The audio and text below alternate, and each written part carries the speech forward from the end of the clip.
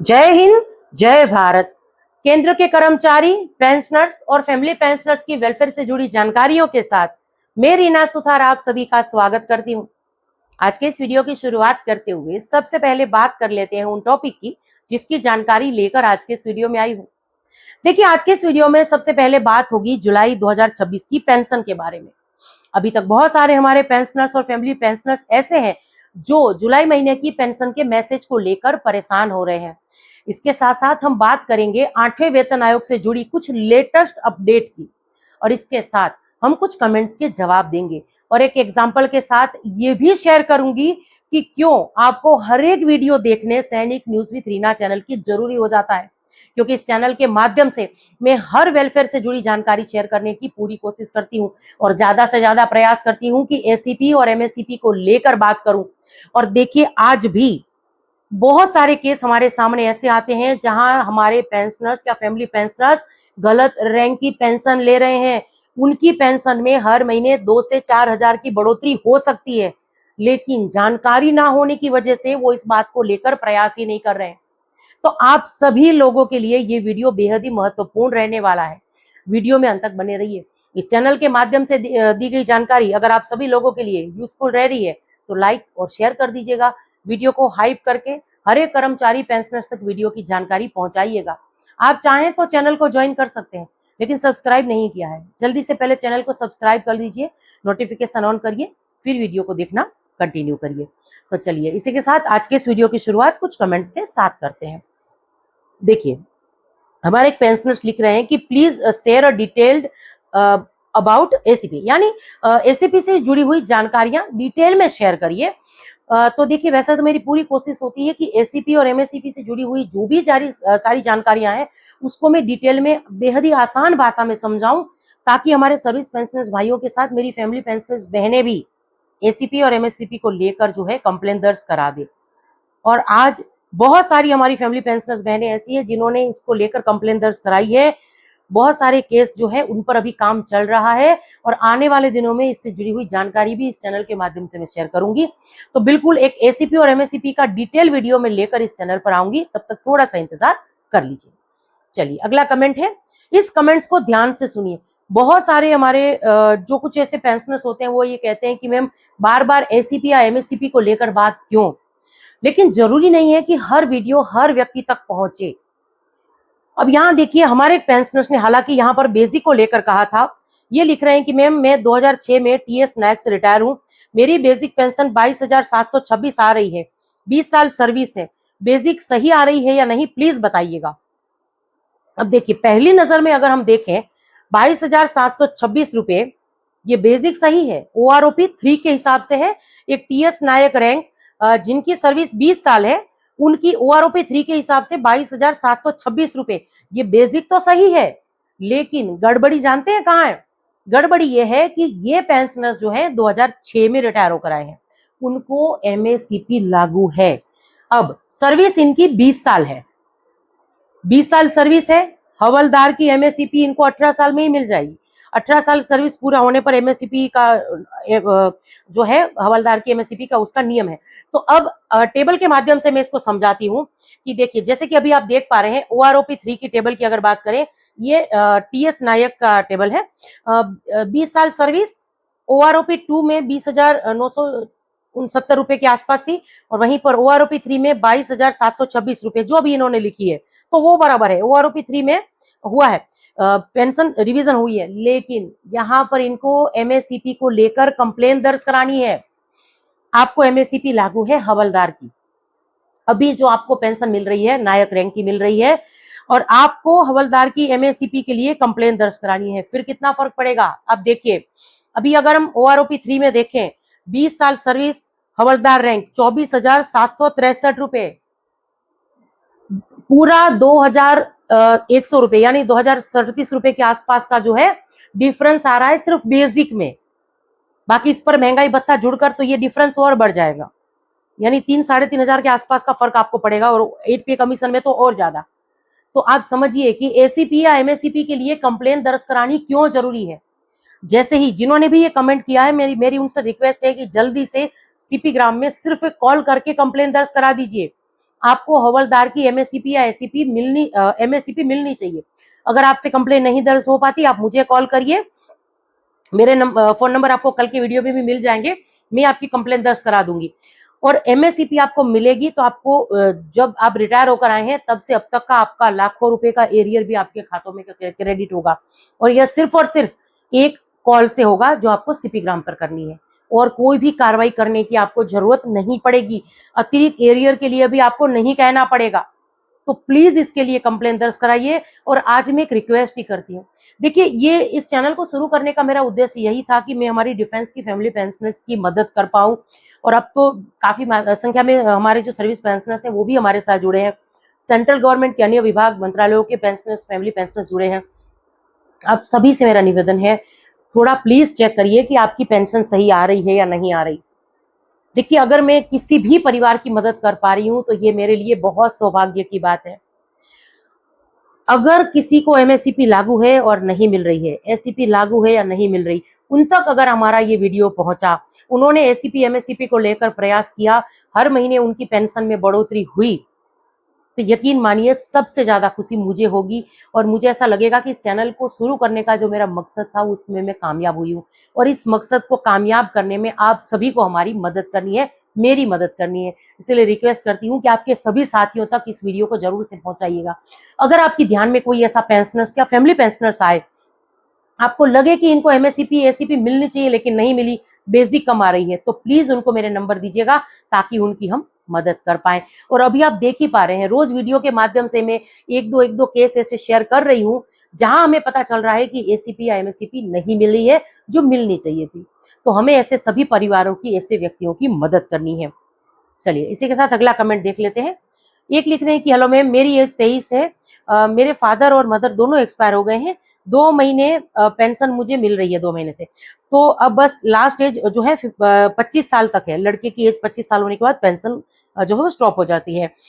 तो आगे इन्होंने लिखा कि कुछ ऐसा प्रावधान नहीं है जिससे पेंशन जो है ज्यादा साल के लिए मिल सके, क्योंकि अभी मेरी स्टडीज वगैरह जो है वो चल रही है, 2 साल के पेंशन से कुछ नहीं होगा।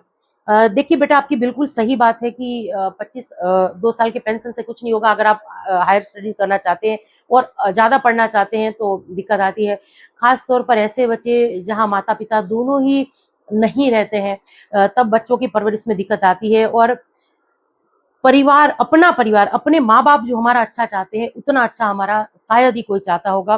कुछ कुछ ऐसे हैं दुनिया में खुशनसीब, जिनका परिवार अच्छा होता है, माँ बाप की डेथ के बाद भी उनका जो परिवार है, चाचा चाची हैं, मामा मासी हैं, वो उनको संभाल लेते हैं। लेकिन सब इतने खुशनसीब नहीं होते हैं।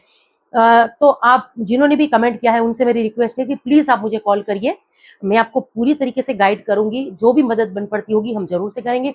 दूसरी बात कि आपने ये नहीं लिखा कि आप सिंगल चाइल्ड हैं या आपकी कोई बहन वगैरह भी है। अगर आपकी बहन है, उनकी शादी नहीं हुई, तो उनकी पेंशन जो है वो जारी रह सकेगी शायद। इसके लिए आप नजदीकी जिला सैनिक बोर्ड का संपर्क करिए और वहां से मदद लेने की लेने की कोशिश करिए। अगर वहां से आपको बातचीत करने में कुछ दिक्कत आ रही है, वो प्रॉपर तरीके से आपसे संपर्क नहीं कर रहे, बातचीत नहीं कर रहे, प्लीज मुझे कॉल करिए, मुझे मदद करके बेहद खुशी होगी। चलिए अगला कमेंट है, एक लिख रहे हैं कि मैडम जी गुड मॉर्निंग, अपना नंबर दीजिए। तो वैसे तो अपना फोन नंबर में ज्यादा से ज्यादा वीडियोस में शेयर करती रहती हूँ, लेकिन आज एक दो केस ऐसे आए हैं जिनके लिए हमने कहा है कि हमें कॉल करिए, तो मैं नंबर भी शेयर कर देती हूँ, 9157075843, ये मेरे नंबर है। चलिए अगला कमेंट है, ये हमें जो हमारे पेंशनर्स है, एक्स ग्रुप का जो केस है माननीय सुप्रीम कोर्ट में लगा है, इसके बारे में पूछ रहे हैं। देखिए एयरफोर्स और नेवी के जो पेंशनर्स हैं एक्स ग्रुप के, इनके लिए तो केस की जानकारी है हमारे पास, लेकिन आर्मी के किसी पेंशनर्स, फैमिली पेंशनर्स ने एक्स ग्रुप जो एक्स ग्रुप के हैं और इसके लिए ओआरओपी में जो ओआरओपी 2 में भी जो डिफरेंस वगैरह था उसके लिए केस किया था, उसकी जानकारी अभी तक नहीं आई है। पर मैं हमारे सर से इसके लिए बात करके अपडेट लेने की जरूर से कोशिश करूंगी और उसके अगले वीडियो में मैं जरूर से शेयर करूंगी। चलिए अब ये कुछ कमेंट्स थे, अब वीडियो में आगे बढ़ते हुए बात करते हैं जुलाई महीने की पेंशन को लेकर, और इसके बाद हम बात करेंगे 8वें वेतन आयोग की लेटेस्ट अपडेट के बारे में। देखिए स्पर्श से जुलाई महीने की पेंशन जो है वो क्रेडिट आज से शुरू हुई है सुबह से। बहुत सारे पेंशनर्स ऐसे हैं जिन्होंने मैसेज करके कहा है, या कुछ कॉल भी आए हैं जहां पर पेंशनर्स कह रहे हैं कि मैम हमें मैसेज नहीं आया था पेंशन क्रेडिट का स्पर्श टीम की तरफ से, लेकिन पेंशन क्रेडिट हो गई है। तो ये एक आराम चिंता की जो टेंशन थी हमारे पेंशनर फैमिली पेंशनर्स को कि मैसेज नहीं आया तो क्या पेंशन नहीं आएगी, तो ऐसा नहीं है। स्पर्श स्कीम जो जिनको पेंशन का मैसेज भेजना भूल गई है उनको भी पेंशन का मैसेज आ रहा है, तो आप निश्चिंत रहिए। जिनको भी मैसेज नहीं मिला उनकी भी पेंशन शाम तक क्रेडिट हो जाएगी। लेकिन पेंशन वही आई है जो जून महीने की आई है, जुलाई महीने की पेंशन में किसी भी तरीके की बढ़ोतरी नहीं हुई है। तो चलिए ये जानकारी थी पेंशन की। अब वीडियो में आगे बढ़ते हुए बात करते हैं 8वें वेतन आयोग की लेटेस्ट अपडेट के बारे में। तो 1.92 फिटमेंट फैक्टर अगर रहा तो हमारी सैलरी पर कितना असर पड़ेगा ये देखते हैं। यानी 8 CPC सैलरी का कैलकुलेटर है ये। 1.92 फिटमेंट फैक्टर से कितनी बढ़ेगी सैलरी और पेंशन, बेसिक पे plus HRA plus TPTA plus in hand salary का पूरा हिसाब समझेंगे। 1.92 फिटमेंट फैक्टर का अनुमान, बेसिक पे में संभावित बढ़ोतरी, DA मर्ज होने के बाद की नई गणना, HRA और ट्रांसपोर्ट अलाउंसेस का प्रभाव और पेंशनर्स पर संभावित इसका असर। अगले 2 मिनट में विस्तार से इसके बारे में हम बात करने वाले हैं। देखिए 1.92 फिटमेंट फैक्टर क्या है, सबसे पहले तो इसके बारे में बात करते हैं। जी बिजनेस की रिपोर्ट के अनुसार 8वें वेतन आयोग के लिए 1.92 फिटमेंट फैक्टर की संभावना पर चर्चा की जा रही है। इसका अर्थ यह है कि वर्तमान बेसिक पे को लगभग 1.92 से गुणा करके नई बेसिक पे तय की जा सकती है। हालांकि सरकार ने अभी तक अंतिम फिटमेंट फैक्टर की आधिकारिक घोषणा नहीं की है, यह भी अनुमानित गणना है। अंतिम निर्णय 8वें वेतन आयोग की सिफारिशों और केंद्र सरकार की मंजूरी के बाद ही होगा। लेकिन जहां अब तक हम ये सुन रहे थे कि 7वें वेतन आयोग में जो हमें फिटमेंट फैक्टर मिला था 2.57 इतना रह सकता है, 2.86 इतना रह सकता है, वहीं पर अभी कुछ रिपोर्ट्स ऐसी फिर से आने लगी है जो 1.92 की बात कर रही है। अब देखिए बेसिक पे कैसे बढ़ सकती है। आप मान लीजिए कि यदि अभी किसी की बेसिक पे जो है, ये सैलरी की बात कर रही हूँ, 30,000 रुपए है, तो वर्तमान बेसिक 30,000 रुपए है, तो फिटमेंट फैक्टर इसमें 1.92 लगा तो लगभग 92% तक जो है यहाँ पर बढ़ोतरी होगी। क्योंकि संभावित जो नई बेसिक है वो कितनी होगी वो आप देख पा रहे हैं। इसके बाद अगर बात करें तो DA क्यों होगा 0? 7 CPC का डियरनेस अलाउंस जो है नई बेसिक में समाहित होने की परंपरा रही है, इसीलिए देखिए जितना भी DA था यानी 1 जनवरी 2026 तक जितना भी महंगाई भत्ता रहा 60% वो मर्ज होगा, नई बेसिक उससे बढ़ेगी, यानी फिटमेंट फैक्टर से बढ़ेगी। नई DA की गणना जो है 0 से शुरू होगी और इसके बाद अगर बात करें भविष्य की वृद्धि, फिर बाद में महंगाई के अनुसार DA फिर बढ़ेगा। देखिए जैसे ही 8वां वेतन आयोग लागू होगा तो यदि यही कारण है कि केवल बेसिक देखकर जो है इन हैंड सैलरी का अनुमान नहीं लगाया जा सकता। अब क्यों नहीं लगाया जा सकता?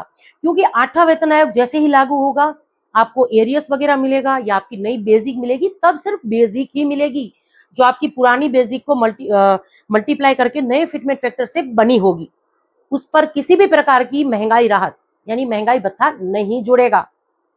धीरे धीरे अगले 6 महीने में महंगाई भत्ता बढ़ना शुरू होगा। उसके बाद आपकी जो नई बेसिक है उसके हिसाब से आपको महंगाई भत्ता मिलेगा, तब आपको जाकर जो है 8वें वेतन आयोग का फायदा सही मायनों में दिखेगा। तो ये कहना कि तुरंत ही हमें फायदा होगा ये गलत होगा।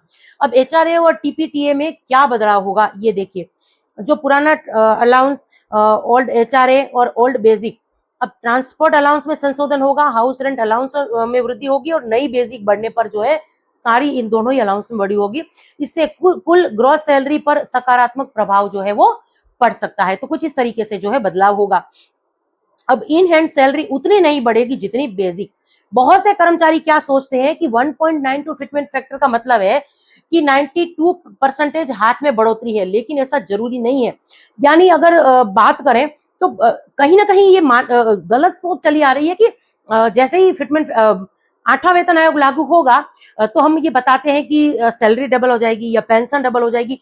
तो अभी आपको जो सैलरी या पेंशन मिल रही है, तो अभी जो सैलरी मिल रही है मान लीजिए 60,000 सैलरी मिली है, 70,000 मिली है, वो डबल हो जाएगी, या 40,000 पेंशन मिल रहा है वो डबल हो जाएगा। ऐसा नहीं होगा। क्यों नहीं होगा? देखिए जो आपकी हाथ में अभी पूरी सैलरी आ रही है यानी बेसिक प्लस न्यू अलाउंसेस, ये DA इसमें रिसेट होगा, NPS कटौती होगी, इनकम टैक्स कटेगा, CGHS व अन्य कटौतियां होगी और बहुत सारी गणना के बाद आपकी सैलरी आपके हाथ में आती है। तो फिटमेंट फैक्टर जो है वो पूरी सैलरी पर असर नहीं करता है, सिर्फ बेसिक पे पर असर करता है। इसीलिए ये कहा जा रहा है कि पूरी जो सैलरी अभी हाथ में आ रही है वो डबल नहीं होगी। इसके बाद देखिए पेंशनर्स के लिए क्या असर होगा। यदि 8वां वेतन आयोग लागू होता है तो बेसिक पेंशन में संशोधन संभव है, फैमिली पेंशन में भी संशोधन की संभावना है। और इसके साथ साथ अगर बात करें तो डीएनएस रिलीफ नई गणना से शुरू हो सकता है और डिफेंस पेंशनर्स पर भी अलग सिफारिश से लागू हो सकती है। यानी एक नई बात आप यहाँ पर सुन रहे हैं, हर वेतन आयोग में जो डिफेंस पेंशनर्स होते हैं उनके लिए कुछ नियम अलग से होते हैं। एमएसपी की बात करें, एमएससीपी की बात करें तो इन नियमों में बदलाव हो सकता है। इसके साथ साथ किन कर्मचारियों को सबसे अधिक लाभ हो सकता है, तो देखिए सेंट्रल गवर्नमेंट के employees, defence civilian employees, railway employees, pensioners और फैमिली पेंशनर्स, सभी की अंतिम सैलरी और पेंशन उनके पे लेवल, बेसिक पे और अलाउंसेस पर निर्भर करेगी। तो उसके हिसाब से जो है यहाँ पर फायदा होगा। और अभी क्या आधिकारिक है और अनुमान क्या है? आधिकारिक क्या है, 8वें वेतन आयोग की प्रक्रिया जारी है, बातचीत हो रही है, मीटिंग्स वगैरह हो रही है। सैलरी कैलकुलेटर केवल एक अनुमानित गणना दिखाते हैं। इसके साथ 1.92 फिटमेंट फैक्टर अभी आधिकारिक रूप से घोषित नहीं हुआ है और नई पे मैट्रिक्स और अलाउंसेस भी अभी तक अंतिम नहीं है। आने वाले दिनों में ना मैं 1.92 के हिसाब से एक पूरी टेबल लेकर आऊंगी, क्योंकि वेतन वृद्धि कितनी होने वाली है इस 8वें वेतन आयोग में, और हमारी पूरी पेंशन कितनी बनेगी 1.92 के हिसाब से, इसके बारे में हम जरूर से बात करेंगे। क्योंकि इस 8वें वेतन आयोग में फिटमेंट फैक्टर 92 रहने की सबसे ज्यादा संभावना है। और ऐसा क्यों है वो आपको उस वीडियो में पता चलेगा। अब देखिए सबसे महत्वपूर्ण बातें क्या है। 1.92 फिटमेंट फैक्टर जो है फिर से चर्चा में है। बेसिक पे बढ़ेगी, डीए रिसेट होगा, एचआरए टीपी टीए में संशोधन संभव है, अंतिम सैलरी और पेंशन सरकार की आधिकारिक अधिसूचना के बाद ही तय होगा, ये आप सब जानते हैं। लेकिन अगर 8 CPC में 1.92 फिटमेंट फैक्टर लागू होता है तो क्या आपको लगता है कि ये कर्मचारियों और पेंशनर्स के लिए पर्याप्त होगा? आप जो है आपकी राय जरूर से दीजिएगा कि 1.92 के हिसाब से हमें कितना फायदा होगा या फिटमेंट फैक्टर ज्यादा होना चाहिए। आप क्या सोचते हैं? आप सभी के कमेंट्स का मुझे इंतजार रहेगा। और इसी के साथ आज के इस वीडियो से विदा लेती हूँ। जय हिंद।